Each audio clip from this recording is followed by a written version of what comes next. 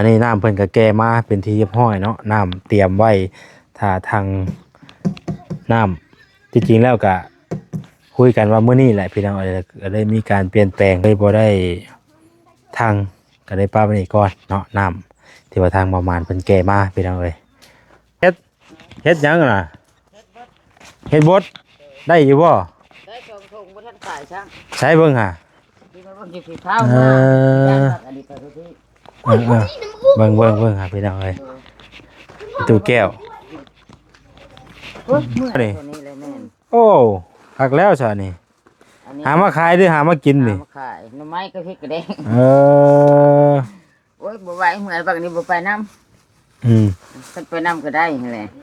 เอ้าหลานไปน้ำมันบ่ไปแล้วมันบ่จักเห็นนี่แหละตานี่พี่น้องเอ้ยอันนี้ปลากระป๋องกับมีเด้อบ่ได้ต้มกินเด้อแม่ไว้ต้มกินลูกขนมแล้วว่าได้ขนมก็ได้โดยสิได้กินถ้าอิ่มเท่ากับไปข้องกระป๋อมคนหาชิมของกระป๋อมเห็นตัวมันอยู่บ่เห็นตัวมันอยู่บ่กระป๋อมน่ะเห็นเอาข้องถึงหัวมันก็ได้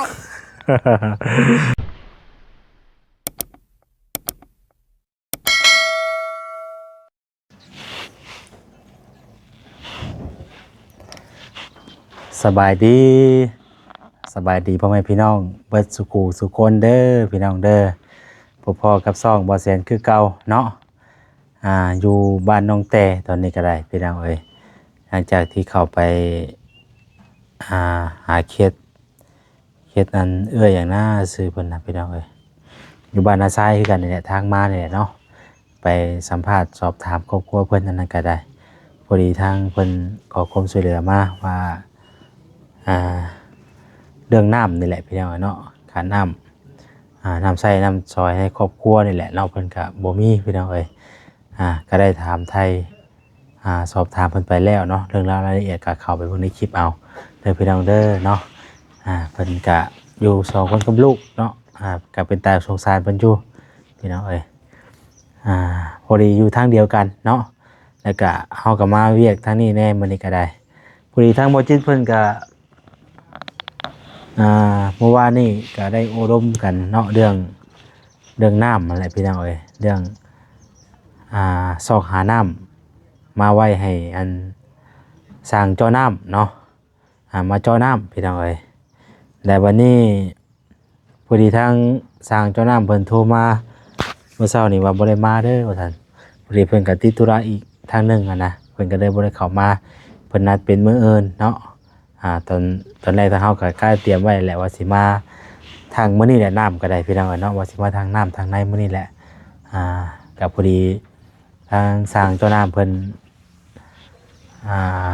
บ่ได้เข้ามามื้อนี้ก็เลยเพิ่นนัดเป็นมื้ออื่นก็จะได้เข้ามาคือกันพี่น้องเนาะคือเก่าเด้อพี่น้องเด้อจังได๋ก็ฝากติดตามเด้อเนาะกดไลค์กดแชร์ให้แน่พี่น้องฝากเป็นกำลังแรงใจให้แล้วก็ขอบคุณทุกท่านทุกคนที่เบิ่งโฆษณาให้เนาะติดตามผลงานแล้วก็สนับสนุนมาเลยตลอดเด้อพี่น้องเด้อเนาะก็บ่มีหยังได้มื้อนี้ก็มาบ้านน้องแต่มื้อนี้ก็คือพอดีว่าจิตเพิ่นสิมาคุยเรื่องน้ำนั่นแหละเนาะพอดีเพิ่นให้ทั้งไอ้มารเนาะทั้งไอ้มารเป็นผู้แก่น้ำเนาะเพิ่นพอดีเพิ่นมีคนอยู่ในบ้านนี่แหละเพิ่นมีรถมีรางเนาะ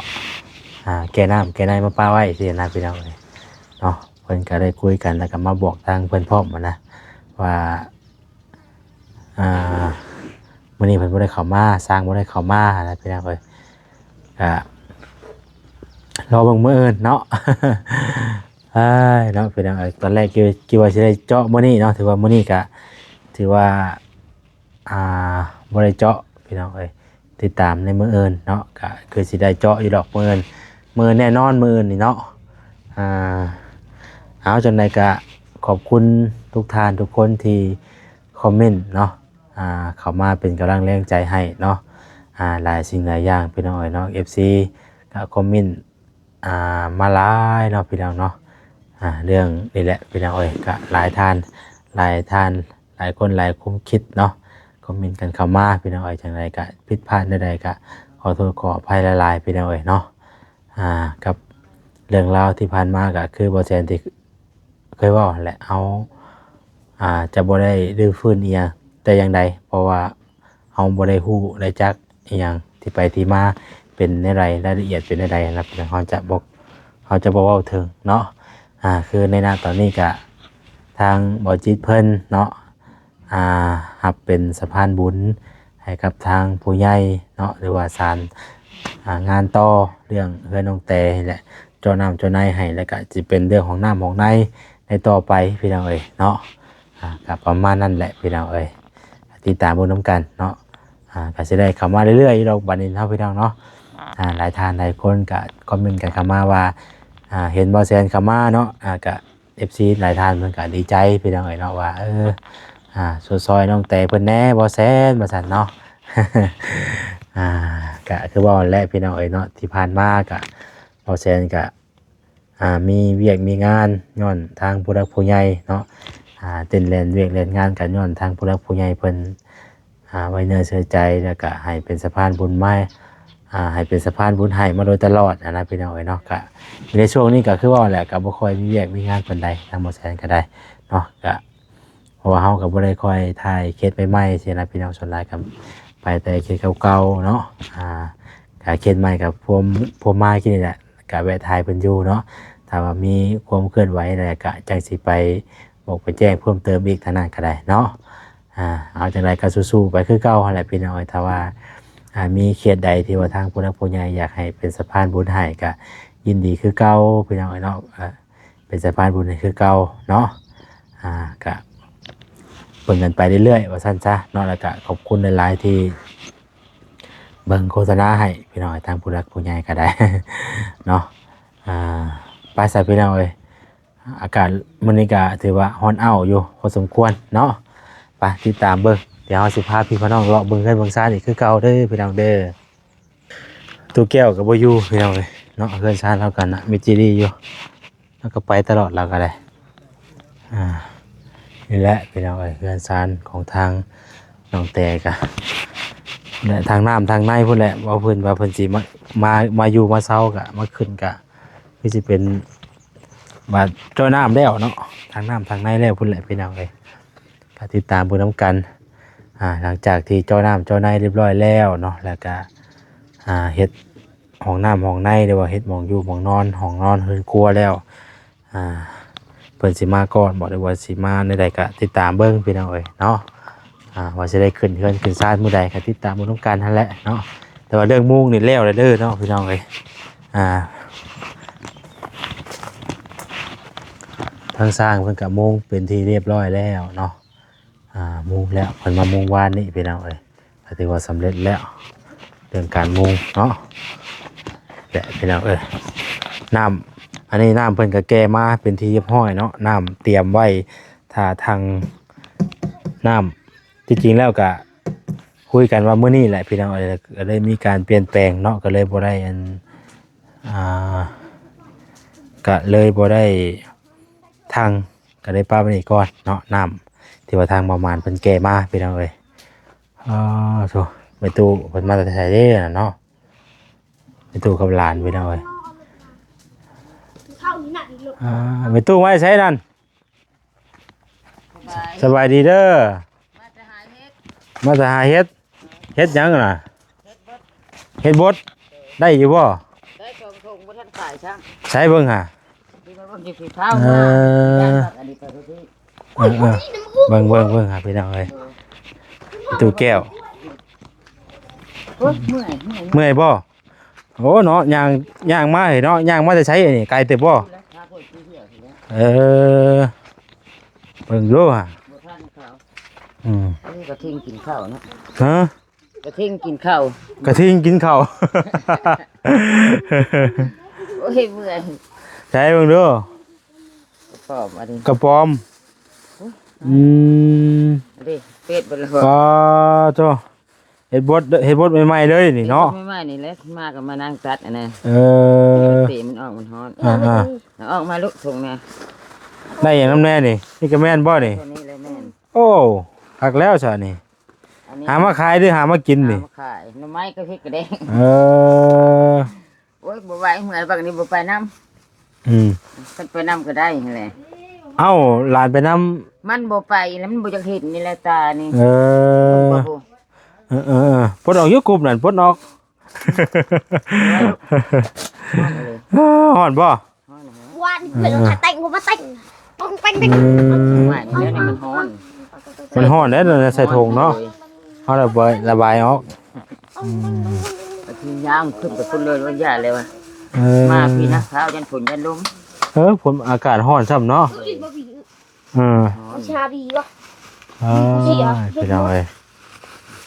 อากาศร้อนอากาศเฮา มันฮ้อนพี่ช้างมันสิเป็นพี่ช้าง เออถ้าฝนตกลงมาอีกใครอยู่เนาะ ฝนตก อืม ไว้น้ำบ่เห็นหุ่นเนาะ เออ เลยหลังตื่นเนาะ สบายดีบ่ได้ไปหาเฮ็ดคือเพิ่นบ่ ขนมบ่ได้ไปขนมย่าง มัน ไว้ มี ใช้เป็นได้แข่งน่ะบ่คือว่าอันนี้บ่ ดู เออแต่ก่อนมัน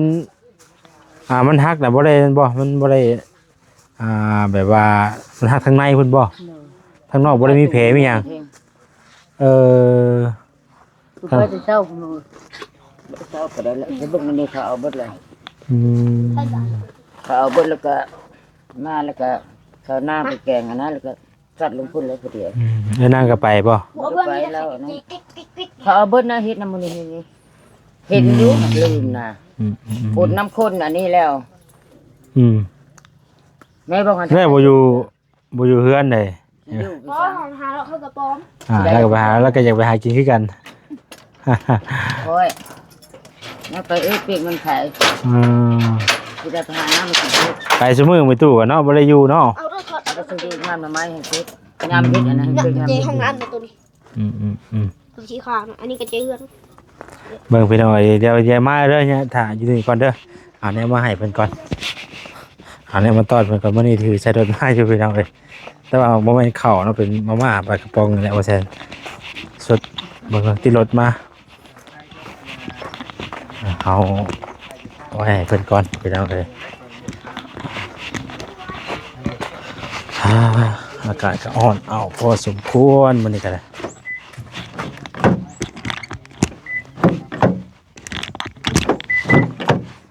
อุ๊บ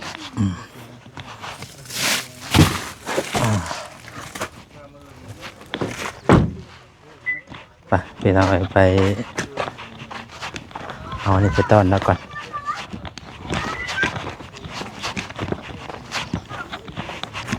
มาเรือนของแต่คือเก้ามื้อนี้ก็ได้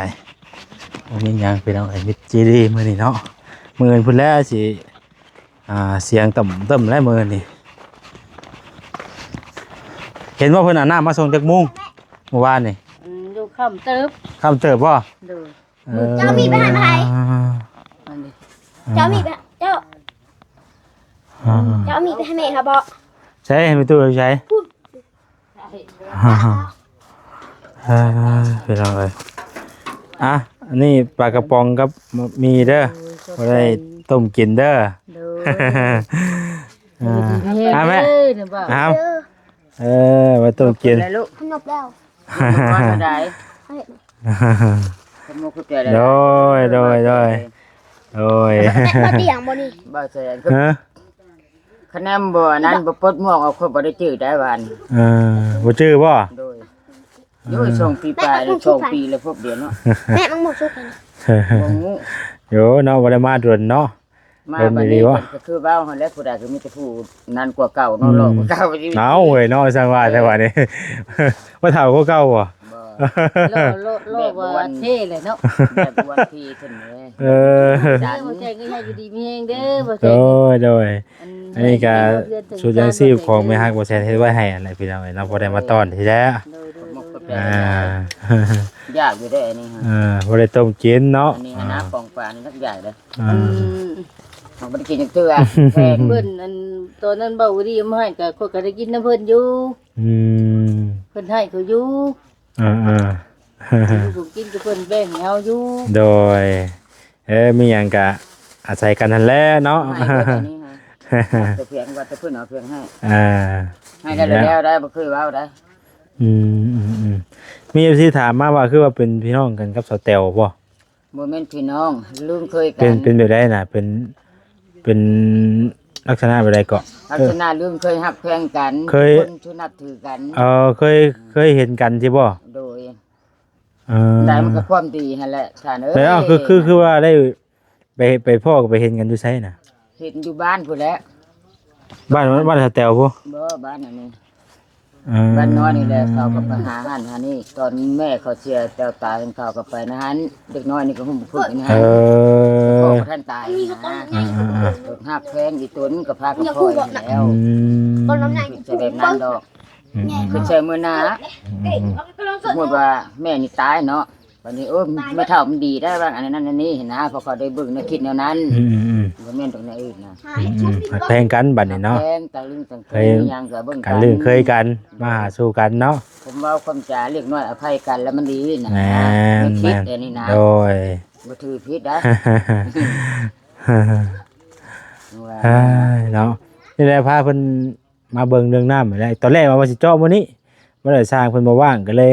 บ่ได้เลื่อนไปอีก ก่อนสิไปก็ท่าคออยู่เมื่อยคอยแล้วก็ไป มื้อจะสิได้เข้ามาอีกมื้อ โดย มื้อ มี นี้ แต่บ่าวแอมมาแหละมากับบ่าวเพียงคำไทยบ่ เช้านี้บ่ โดย เอาเพิ่นมาแต่เช้าก็คือว่าได้เนาะ เช้าเพิ่นมาอันนี้แหละ แต่ว่าคือสิเป็นมื้ออื่นก็สิได้เข้ามาอีกพี่น้องเอ้ยเพราะว่ามื้อนี้ก็คือ น้ำเพิ่นได้รหมานแก้มาให้ โอ้น้าก็เต็มถังเลยเนาะ เอาแต่คืนนี้เราแก่ถึง เอ มา อ บอก โอ้ถือว่าเปิดได้หลายนะเพิ่นนี่ก็เนาะอยู่ในเต็มถังบ่ใหญ่เนาะ อันนี้บ่ช่องพุยแก่มาชะลดเทื่อนึงช่องพุยแล้วเอาท่อดูดลง โอ้ เด้อหลังใหญ่ๆเด้ เอาตุกหนึงแก้มมาแล้วก็เอาตุกตัวนี้ดูดลงต่ออีก ช่องกระพุยใหญ่ๆแล้วก็ว่าเอากรถไถเข้ามาแล้วก็มันมีท่อได้เข้าอันนั้นลง เอโดยโดย เด้เพิ่นว่าสิมาเจาะแล้วเราจะเอาใส่รถเมียนหาเด้ช่องพุยอีกในเฮือนนี่เด้ ใส่เตรียมไว้แหละมีแต่เอาแก้มาซื่อๆบ่ เอายาน้ำเนื้อมันนั้นเพิ่น ว่าแล้วก็เพิ่นใส่สองพูดไว้แหละวันนี้เพิ่นมาเพิ่นก็มาดูดใส่ตัวนี้ต่อเลยบ่ได้เอาลง ได้เต็มไปเลยเด้ แล้วถึงต้องเฮ็ดที่ต้องลุก พี่ มั น้ น อง เมื่อยแห้งมากก็มานั่งปฏิบั แม่ ติ น อีกนะลูกเชือกบ่เมื่อย ค่ะ เมื่อยแล้ว โดย สิเฮ็ดหยังแม่บอกให้ไปอาบน้ำใน อาบน้ำไป แม่สิไปกินลิ้นได้ปองปลานั่น เขาจะเอาไว้ให้แม่ด บ่บ่ ต้องกินกับข้าวเด้อ ข้าวฮะ ใส่ ลูกข้าวให้แม่อุ่น ใส่หัวสิงไข่ใส่หัวคา บ่ได้ใส่ซ้ำนะ กินเลยมันบ่ โอ้ยข้าว ำข้าวนี่เขาก็กินได้ อ่า เมื่อกี้นี่เขาก็กินกับอันนั้น โอ้ยนี่ข้าวกระเด็นอันนี้ข้าวในติ๊บนี่คือมีลูกปลานึงอุ่นข้าวเย็นปลานึงบ่ได้มา ต้มมาม่าที่กินก่อน บ่ได้สู้มา เออ ว่าพ่อกินแล้วจ้ะบ่นาติดตัวนั้นท่านเอ้ย หันที่ตั้งอยู่หันเด้เบิ่งหันสิกินซ้ำใด อยู่กันนอนอยู่นี่เนาะ โดย อืม เด้จะสิกินไปได้ฮะโอ้ย สิกินข้าวบ่ใช่สิกินข้าวกับปลากระป๋องนี่บ่ เอาไปไว้เอ้ย เอาถ้วยมาใส่เอาถ้วยมาใส่มึงดูกินมึงดูแซ่บอยู่บ่อ่า มันบ่ทันได้คั่วใส่เพิ่นแบบไข่แล้วกินโลด บ่ได้ยากขวดแล้วเนาะ เอาไปนั่นนะทางกลางใบนั่นน่ะ บ่ได้ยากขวดแล้ว เลยเนี่ยคั่ว เออแล้วมึงดูแซ่บอยู่บ่ นะเอาไปเอง เป็นบ่แกะ ถ้ามันบาดมือได้หำเด้อโอ้ยอย่าเอาไปป้ายยาปากเออ เดี๋ยวปากแกะบ่ได้นี่ ระวัง เบิ่งค่อย ค่อยๆมันสิบาดนะเฮ้ย อยากเข้าหิวแห้งได้นี่เนาะ บ่ให้ไปซั่นมันบ่แม่นแบบนั้นเบิ่งดึงบัดนี้เฮ้ยเนาะ บ่ นี่ เป็น ให้ดึงมาทางนี้ได้ไหมดึงมาทางนี้ นี่บ่ โดยดึงขึ้นมา อันนี้ก็บ่ได้ฮู้ได้ เออต้องระวังนะอันไข่บ่ระวังมันก็สิบาดมือได้มันคมคือหยังนี่ แต่ก้าวก็มีแต่เอาผ้าได้ เออดึงก็ค่อยสีกไปเรื่อยมันไข่ง่ายนึงดอกอ่า เอาบ่วงมาตัดเอา ไข่บ่เป็นก็มันสิบาดมือเฮาแล้วเนาะ นัวละของปลา อ่ามันเป็น เบิ่งเอาบ่วง มันเป็น ก่อน ปลาปองปลาของไทยเด้รสชาติสามไม่ครัวมันกับแซ่บอยู่แล้ว บ่วงอัน เอา เดียว บ่วงเอาบ่วงบ่วงจองบ่ บ่เอาบ่วง เอาบ่วงน้อยๆนะมึงบักไม่หาดิตีให้ชุดนี่ ครับแล้วบ่นั่น ช่างบ่บัก เลย บอกแม่มาได้ใส่เดี๋ยวอุ่นน้ำมันพ่อเราว่า เอาตัวข้างนี้ก็ นั่งแล้วบ่มือนะครับ จ้างกิน มันบ่กินมื้อ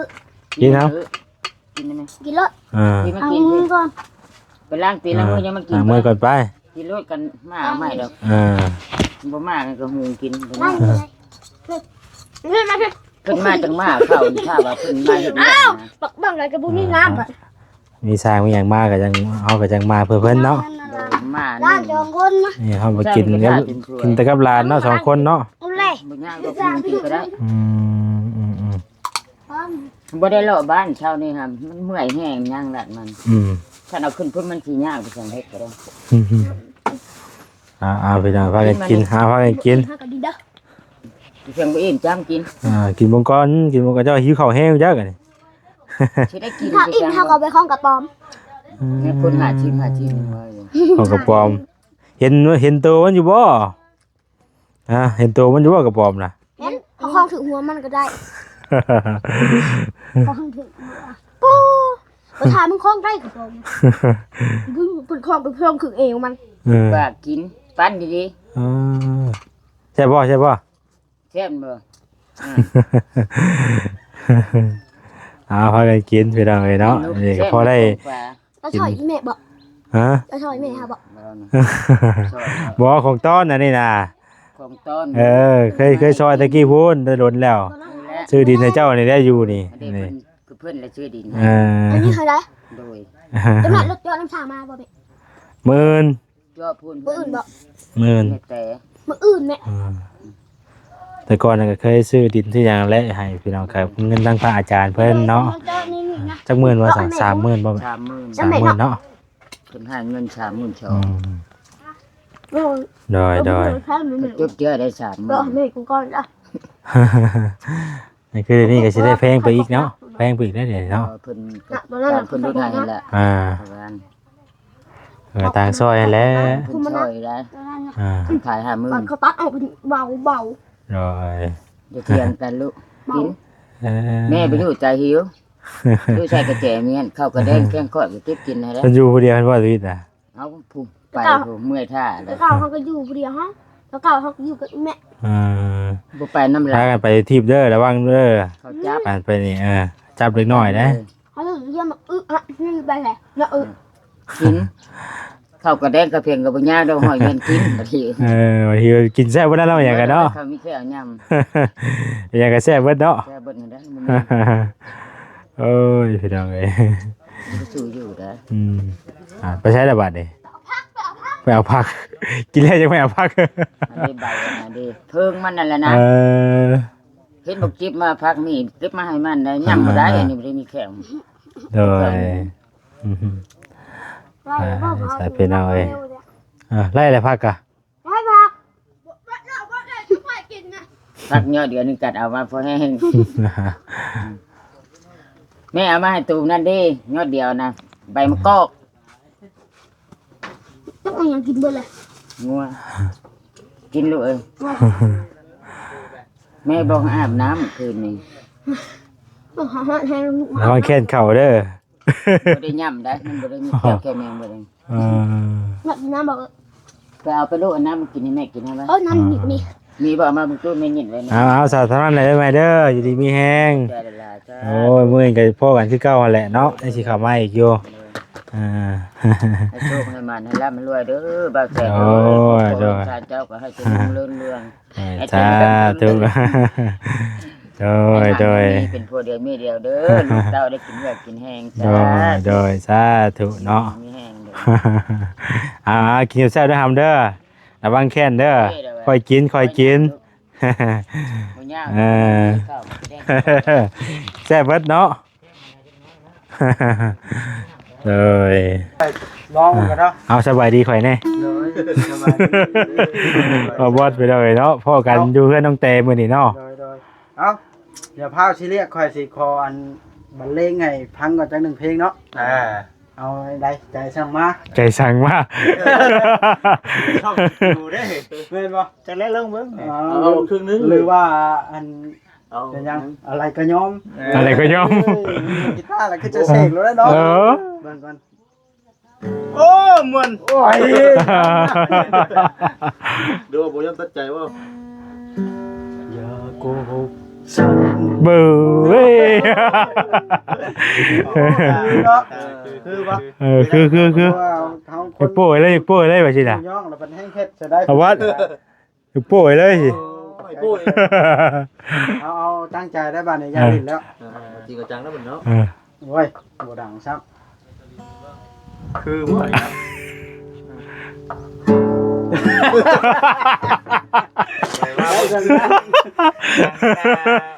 โอ้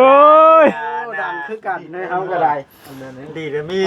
บ่จิตก็ให้เบิ่งเลยซะ เพราะพอที่เจ้าสิได้ถ่ายคลิปได้ข่อยก็สิได้ค่ะที่เจ้าถ่ายคลิปแล้วก็ เบิ่งอาจารย์สอนให้ก่อนแล้วจังสิไปท้ายคลิปก็ว่าใจเย็นเนาะ และอันบ่จิตเรื่องน้ำเรื่องหยังดิเพิ่นหาได้เบิดแล้วบ่ เรื่องน้ำเรื่องในน่ะหายห่วง ครบแล้ว ครบ ถ้าได้สร้างมา ทางที่สร้างทางที่สร้าง มื่นมันป่ะมื่นถือว่าโอเคแล้ว ยังบ่ได้ไปเว้ากับทางอันน่ะนางกับไอ้หมานนี่ เอ้า แต่ว่านางน่ะเว้าแล้ว ว่าได้เลยว่าอย่างอีก บอกเราได้ดิว่าสร้างมานะอะไรมานี่ก็แล้วก็สิพูดได้ละเพราะว่าคุยกันกับไอ้นางน่ะบอกว่าบอกทางแม่มานำในเด้อไปซั่นน่ะ มื่นไปแล้วไงตอนแรกก็ตั้งใจว่ามื้อนี้แหละ มื้อนี้แหละ ว่าสิ ซอน้ำบัดนี้ มื่นก็จะได้มาอีก บ่มีหยังผิดพลาดเนาะ บ่พลาดแล้วว่าเห็นเนาะ บ่พลาด สร้างซอน้ำ พลาดได้มื่น เพื่อ มันพลาดก็จะได้พากันเอาเสียมาคุ้นเอาเองแล้วมื่นแต่ห่อนเนาะบ่ได้น้ำก็มาเลย เอาค่อยสิขึ้นรีวิวเบิ่งทั้ง โดยโอเคว่าวัดเอาเขาจะใจละลายเด้อเนาะ ว่าจะจอยโชว์จะเพลงผัดโบเป็นซะ โอ้ยกันนะโอ้ย เอาบันเลงต่อว่าจิตบาดนี้เนาะเพราะกันเพราะว่าบ่เงียบบ่เงาพี่น้องเอ้ยเนาะเอาสำหรับคลิปนี้ก็บ่มีหยังใดเด้อพี่น้องเด้อพี่พลาดประการใดก็ขอโทษขออภัยสำหรับวันนี้ทำลาไปก่อนแล้วสบายดี